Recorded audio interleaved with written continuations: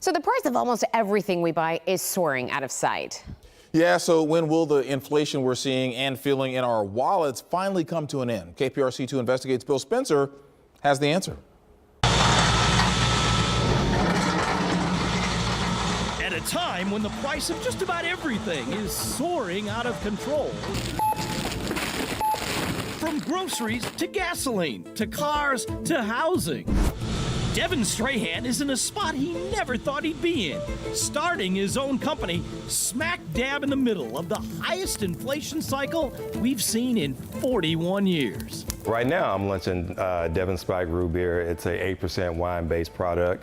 It's basically insanity right now.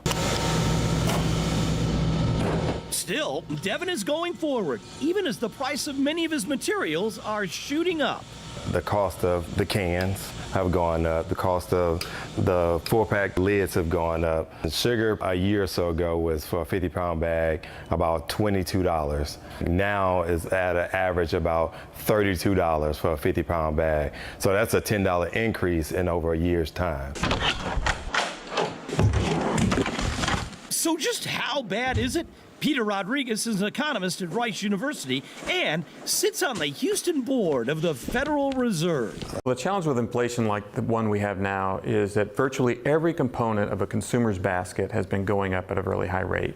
These are things you can't afford, and you can't stop buying them either. The inflation rate now officially stands at 8.6%, the highest point since 1981, with gas prices skyrocketing 48.7%, groceries up 11.9%, and housing prices soaring 16% since just last year.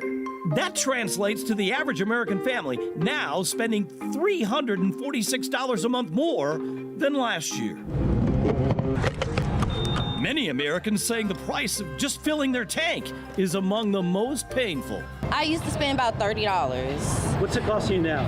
About now, it's at least $60 to $70. It's too much. It's too expensive. It's ridiculous, paying $4.50 for a gallon.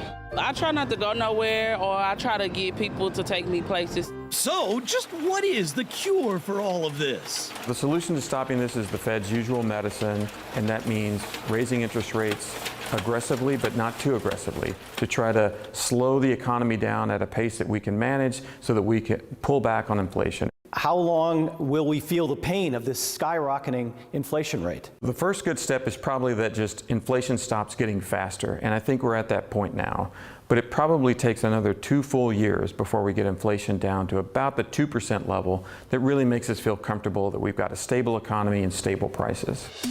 Cheers, man. Congratulations. As for Devin, he's charging forward with help from his friends at a local brewery.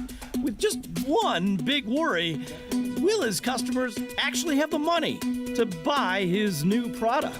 That's a little nerve-wracking, but hey, I'm sure at some point everything will start to level off again.